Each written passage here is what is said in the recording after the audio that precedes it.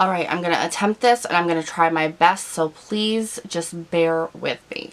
I really do want to talk about this, and I have talked about this previously once before, a couple of times here and there, but like a dedicated video, I've talked about this once before.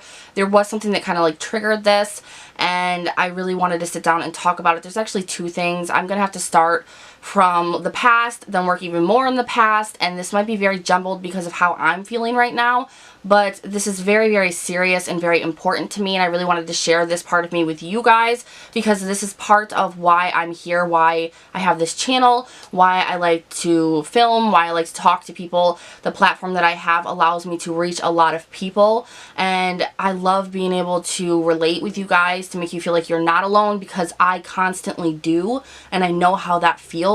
So we're going to talk today about my mental disorders, and the biggest one being bipolar 1, and then I have a ton more that I deal with all together at once, and I really want to talk to you guys about that because of something that I watched on YouTube recently. So just a little disclaimer, because this legally and just respectively needs one.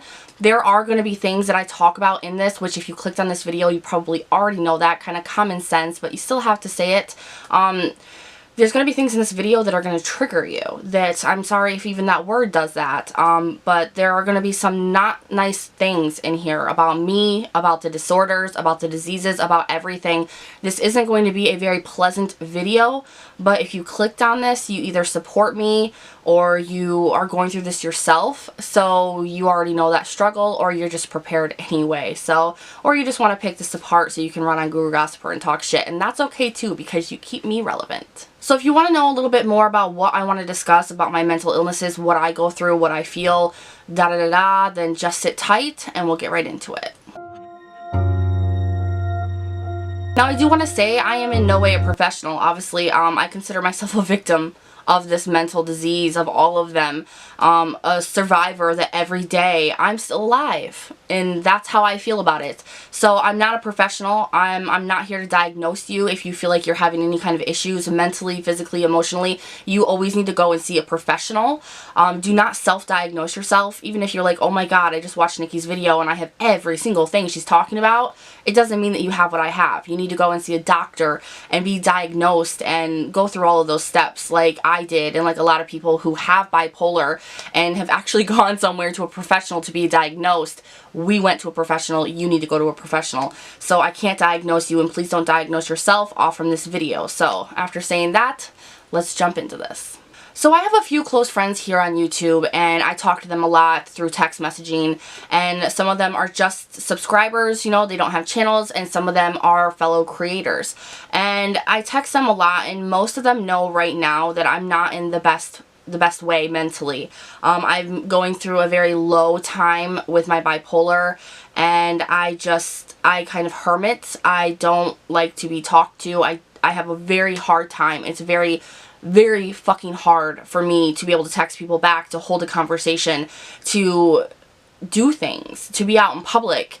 I can't do that stuff when I feel this way. It's hard enough to sit here and get ready and film, because it's something that I have to do that requires me getting out of bed or getting in the shower or talking. It's very, very hard. So this is the mood that I'm in and have been in for probably the last week or so, and it can't be helped. This is just the mood that I'm in. So I've been feeling really down and really low, and all I've really been doing a lot for the past few days is laying in bed and watching YouTube videos, playing games, checking my social medias, doing some reviews, you know, trying to keep that medium of not digging myself a hole, but not doing much, because I'm sad, I'm depressed, I'm introverted, I'm just done right now. So being in that mood, all I've really been doing is kind of laying in bed watching YouTube videos, and I was watching someone that I'm subscribed to, and her name is Channon Rose, and a lot of you guys know Channon because of the drama between her and Amber Walter. I really didn't follow that too much, just because you never know the truth of either side, and I'm actually subscribed to both of them, and more so because of how I relate to each of them differently. So I don't really get involved or pick sides with that kind of crap. I'm just kind of over that with YouTube. So I was watching one of her videos, And, well, I was scrolling through the feed and I saw that one of her videos was like, my mental disorder or something like that. It had to do with her bipolar disorder. So I clicked on it because I'm like, fuck, if that's not me, like right now, like I need to see what she says. Like if I can relate to her, because I'm trying to grasp at anything right now just to hold on to sanity. So I clicked on it and I watched it and I related so much to her, but so much wasn't said. Because she even admitted that she's scared to talk about mental illness because she sees that smaller channels talk about it and they get shit on for it. You know, this is still a stigma. There's a huge stigma on mental illness, on bipolar, and so she didn't really talk too much about it, but the things that she did say, I was just like, yes, like finally someone understands it. Someone understands and can articulate it verbally about how it feels to live with bipolar and not want to be medicated. And that was my hugest like, huh, when I saw her say that. I was like, someone else is going through this, someone else feels exactly how I feel, and someone else doesn't want to be medicated through it. And so I related to her so strongly. And since I'm in one of the lowest modes right now, I was like, you know what? I want to get on here and talk about it too. Because I think that it's so beneficial to people who are suffering. Because for me, Shannon Rose's video was something that I can hold on to, something that gave me a little bit of strength. And so if I can do that for any one of you, then this makes this video 100% worth it. So like I said, I have bipolar 1. There are many, many different kinds. There's more concretely bipolar 1 and bipolar 2. Bipolar 2 is a lesser version of bipolar. I have the worst version, and I have it with rapid cycling as well. So that means that instead of going through highs and lows like a normal person with bipolar, that they go through these monthly or even yearly. You know, sometimes they're manic, their highs last for weeks, sometimes it lasts for days, their lows can last for months and years, sometimes only a week. Mine is continuously changing throughout the day. And this is constant for me. This doesn't stop. It doesn't last very, very long. I don't get a happiness mood for a whole day. Like things like that don't happen for me. I can go throughout the day and just walk down the damn hall and something triggers me and my mood switches instantly, and the things that trigger me are always different. So I'm constantly changing from one extreme to the next. It can be sadness, anger, happiness, complete euphoria. I've never had a chill. Nikki has no chill. And so I'm constantly changing and I'm constantly fighting myself in my mind to stay sane. Now I was medicated, and like Shannon said in her vlog, she doesn't feel like people with bipolar should be on depression medication, you know, and I have to totally agree with her, because when you're diagnosed with bipolar, they put you on so many different kinds of medication because they don't know what's going to work for you, because everybody's bipolar is different. The triggers are different, you know, the brain chemistries are different. So all of these mood like changing pills and these antipsychotics and all these different medications, the benzos, they're all going to work differently on each person's brain chemistry, so they never know. So they just start you off with like the lesser of the evils and see what works and what doesn't, and you kind of tweak things and up medications and cut some out, add some on, and you turn into a goddamn guinea pig. And when you do that, with someone who is already naturally chemically unbalanced, you tend to cause a shit storm of emotions, and it can make you go crazy. And they put me on Abilify, which is kind of like a depression medication, and it was mixed with a couple other things I was taking, and I went psychotic, you guys, psychotic. It was Christmas Eve. I imploded over a Christmas present that was forgotten to be bought for my nephew. I exploded so bad. I threw the Christmas tree at my husband. I threw a paperweight, which I'm talking a heavy ass marble paperweight, at my husband's head. I was out for blood for absolutely no reason. Absolutely no reason. He had to actually call the police on me, you guys. The police came to my home on Christmas Eve because of this, because it was so bad, and he didn't know what to do.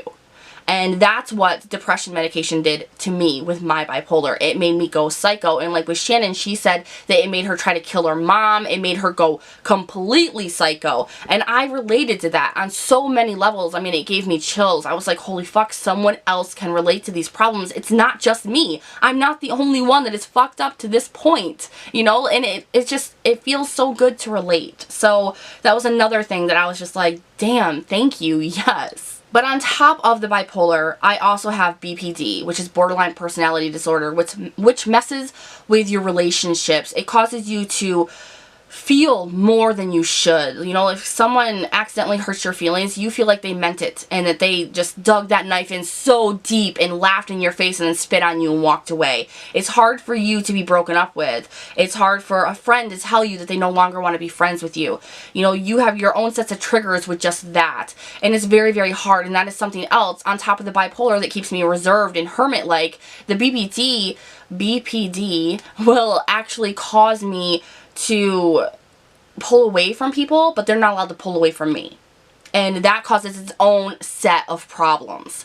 And so on top of that, I have an extreme anxiety disorder, which I've had since I was little. When I was little, I was 6 years old. Our house burnt down while we were on vacation. And that's a whole nother story because that had to do with my family. That I found out about that long time after that happened. But that's a whole different story. But my house burnt down. It was such a beautiful home, and I loved that place. And I remember we had to leave, so I went into a tree fort of mine, and I was kind of like saying goodbye because that was my favorite spot. I spent a lot of time alone, even though I was one of 3 children. I spent a lot of time alone playing with myself because I couldn't hear. So I went in there just kind of saying goodbye, crying, you know, little girl problems, 6 years old. And I remember my arm was itching, and I looked down and I was itching it, and there was like this bump on my arm, and I'm like, what the hell is that? It must be something to do with like the tree house area because it was like covered in these like maple stuff. It was like a maple tree. I don't know. But anyway, I was itching and I thought it had something to do with outside, but that's not the case. I ended up being covered head to toe in hives. I was not having an allergic reaction whatsoever. I went through so much testing all the way up until I was 14 years old, you guys. I mean, I was tortured because as a child, I did not like needles. I was terrified of them. You could not come near me with a needle. Like, I wouldn't pass out, but I would fight you. Like, I don't care if you're a male doctor, if you're a woman, whatever. You're gonna get my fist in your face. You come at me with a needle when I was younger. And that's what I had to go through. I had to go through tons of testing where they put thousands of needles in my back to see what I was allergic to, if I was allergic to anything. I had to get my blood drawn almost every single week. I mean, I had so many different testings. They put me on experimental drugs that had horrible side effects. And it was all because I could not stop getting hives. And they were so torturous. They were huge. Sometimes I'd get ones that were the size of my back. And when they went away, it was like welts. I'd have welts all over me. And come to find out, well, this is what they say because they could never figure out what it was that they called it chronic stress hives. And they said that when my body's chemistry changed as I hit puberty, that they thought it might go away, and it did. So that was horrible. They couldn't figure out why I was having so much anxiety, that my body would have to produce these hives to help me survive as a child. And I didn't know either, and I was scared. I mean, sometimes I'd wake up and I wouldn't be able to open my eyes. My lips would be huge. I'd had them in my throat before and had to be rushed to the ER. It was very torturous for me as a child to go to school with these things covering my body. The nurse was terrified of me, and it was all because I was so stressed at that young of an age. And I didn't have a bad family life. We were like the Partridge Family. You know, there was nothing horrible going on. I just had that anxiety in me that I couldn't get out. And so it produced these stress hives. And it was bad, you guys. It was really, really bad. And so I've had that anxiety at a very young age. The hives did go away when I hit puberty, but then the anxiety and panic attacks came. Like the horrible panic attacks, the social anxiety, it all just kind of morphed into something different once I hit adulthood. And so I have that pleasant thing. And then I have trichotillomania because I have OCD and overcompulsive disorder. And where that came from was the anxiety and every other mental illness I have. This kind of just showed its ugly head. And I have a problem with braiding my hair in tiny, tiny little braids unbraiding them, braiding them. And I mean, it's a compulsive disorder because I cannot stop once I start. And I mean tiny, tiny, little, tiny braids. It rips out my hair, it knots my hair, it ruins my hair, and I don't care. I will pull out my hair. I'm just starting to get some hair back right here where I had a lot of balding. It's really, really hard for me. So I have all of this together in one, and I decide to be unmedicated. That is, to most people, a disaster in itself.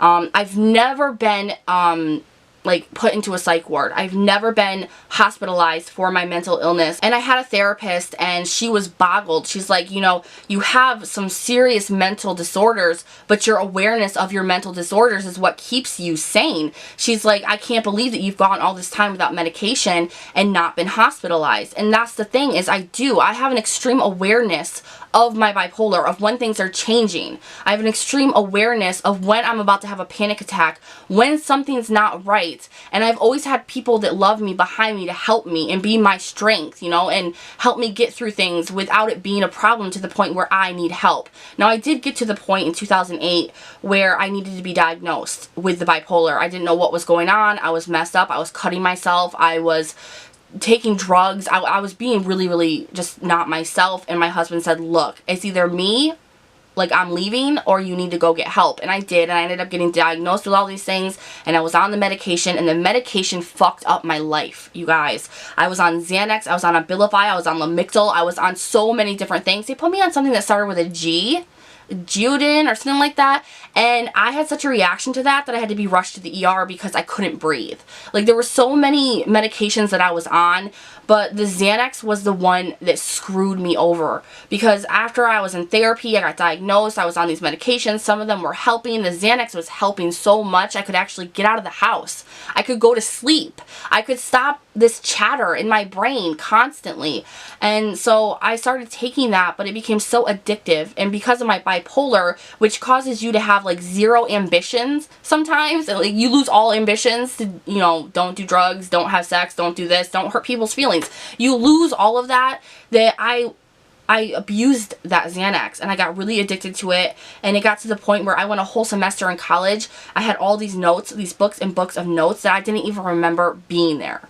I didn't remember anything. I couldn't hold a memory for a whole day. The Xanax ruined my life. So I stopped taking it. I stopped taking all the medication. You know, I took the Lamictal, which was for mainly just my bipolar. I took that to keep me level, but everything else I stopped taking. I was like, you know what? Screw this. It's screwing with my life. I'm not myself. I'm done. So I took the Lamictal all the way up until I got pregnant with my son. Now, bipolar medications are not healthy for you while you're pregnant. So I stopped taking it, and I haven't taken anything since. And so far I've been okay, but because I'm not on those mood stabilizers, those antipsychotics, I'm up and down constantly, and I'm fighting myself, and it's really, really hard. And a lot of people are like, why doesn't this bitch just get a job? She's so lazy. Why doesn't she just get a job like a normal person? You guys have no idea how much YouTube has saved my life. It's allowed me to feel like a normal person, make a little bit of money like a normal person, without feeling like the piece of shit who can't keep a job. Because I've had jobs, and I can't keep a job because of my highs and lows. Because when I'm low, and this is very hard for people to understand, and it happens throughout the day so much, that when I'm low, I can't get out of bed. I can't. I don't care what happens because of that. I don't care of the consequences. I don't even care about my life at that point. I cannot get out of bed. And when I have work that day, I don't care. You know, and if I'm at work and I hit that low, I'm out. I'll call off. I'm sick. I'm leaving. And if you do that so many times, especially with a new job, you're gone, you're fired. And how many times can you get fired for not showing up, cutting out early, all of that, before you try to get a new job and no one will hire you because of your track record? You know, and that's not laziness. I fight a devil, a demon, and that's how I feel about it. Every single second inside of my brain, it never stops. It never stops. So everything I do is a huge feat for me, and everything I do is a huge struggle for me. And I understand the people that cannot understand that, because it's something so hard to understand. But if I can just help one of you understand the things that I go through, that I'm not a perfect person, I'm not even close. I'm probably one of the most messed up people you'll ever meet in your life, and I don't show you a lot of that. And that's another reason why I'm like, don't assume you know someone just because you watch a video from them. you don't know shit about them. And you don't know their struggle. You should never judge somebody. You don't know what struggle, and maybe a struggle that you can relate with, that you can relate, and it can help save your life. It can help you, just give you a moment of strength to get you over one of those humps. And that's what Shannon Rose's vlog did for me. It really helped me because I've been so low, you guys. I can't explain it. Like, and it's hard to go through these things without medication, but the medication has its own negative effects itself, and it's very, very scary. It's very scary. I don't want to be on benzos again, even though they're the best thing ever because they let me breathe, they let me sleep, they let me think, they let me go out and have a life, but they also screw my life up immensely. So, and I'm addicted easily to things, you know, and I know that. So I'm like, no, I want to have the strength myself to get through this without being addicted to something. Like, come on, I just got over smoking cigarettes. I'm trying to be the better version of myself every single day. But I'm not myself all the time. Like, sometimes, a lot of you who talk to me through text messages, you know, sometimes I'm so happy, I'm chattering, talking your ear off, and then I don't write you back. I instantly just don't write you back, and you don't hear from me for a couple of days. That's because at that moment, something triggered me, and my mood changed, and all of a sudden, I just could not open that text message. And it's very hard for people to understand. It's very hard to go through.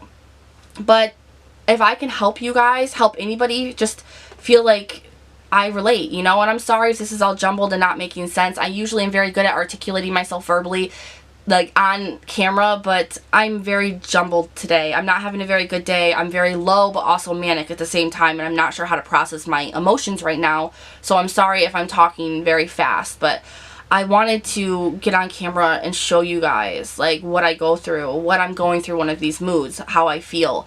I feel very numb to the world, very numb to everything, and the only thing that's ever constant is my family. The only thing that I will go through anything for my kids. I don't care how low I'm feeling. I will get out of that bed for my kids. I'll get out of that bed for my husband. I may not be the nicest mommy. I may be a very quiet mommy. I may be a very irritable wife, but I get out and I do what I need to do. I take care of my kids. And I've always told my husband, I've always told him, research everything about what I have. Research the signs. Just stalk me if you have to. If you see me going in a bad way, if I tell you I don't need to go somewhere and you know I do, you fucking take my ass there. You call the cops, you call 911, I don't care. You know, like, we have everything. We've talked about everything. We've prepared for everything, and we know what we're going to do in every situation if it comes. And that's something that I think is what helps me the most, is that I have such a strong foundation and support system. They are aware of everything. They know my signs. They know a lot of my triggers, even though they change. They know a lot of the constant ones, and they are prepared. And they have a to-do list of what to do when things happen. And I think that's what keeps me from having to be hospitalized. It's what keeps me from hurting someone, hurting myself, all of those unfun, horrible things that happen when you have mental illness. And it's not fair. I didn't ask for this. I didn't do anything to have this. I was born with it. It didn't show its ugly head until I was in my 20s, my early 20s. It happened after something that traumatized me very, very badly, which was the death of my father and everything that happened right after that. It traumatized me to the point of bringing out this mental illness. And so I didn't ask for it. I didn't do anything for it. It doesn't make me a bad person. It doesn't make me a liar. It doesn't make me a useless person or lazy. It doesn't make me any of those. And I'm aware of that. But I'm also aware that for the rest of my life, because there's no cure for this, that I have the battle of all battles every single day, fighting a demon who is myself. And that is something that I have to struggle through. That is my life struggle. You know, if you guys want to judge it, you're more than welcome to judge it. If you don't want to believe it, you're more than welcome to not believe it. I don't know what else to do. I mean, this is me wide open, wound cut wide open for you guys to see. This is who I am. And makeup and beauty and YouTube, it grounds me, it distracts me, it makes me feel like I'm worth something. It allows me to have friends. Because I can't really have friends out in my real life, because you know what, people want to see you, they want to talk to you, they want to feel loved as a friend, and I can't give that to them all the time. I am a bad friend without wanting to be, you know, like, and I try so hard, and it's very hard for people to not get offended or to not get hurt when someone acts like that, because it makes you feel like you're not loved or liked when you really are, and they just can't express it. And it's a torturous, silent disease.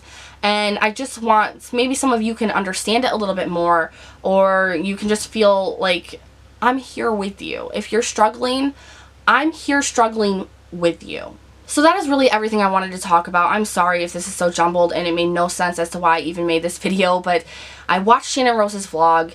I felt like I related so much that I wanted to talk about it as well. And I hope that if you have it and you're a creator, you have any kind of mental disorder or disease, you can have the strength to get on camera and talk about it too, because it needs to be talked about more. We don't need to suffer in silence. We need to stick together, because when you have a strong foundation of strength behind you, it is so much easier to get through these kinds of things. So also, if you guys have any questions, please ask me down below, because I am always and always have been an open book, and I will answer any of the questions that you might have. So thank you so much for sitting through this and listening to my story of what I go through every single day. I really do appreciate anyone who can sit down and just watch this video and support me, even if you don't have mental illness, you don't understand any of this.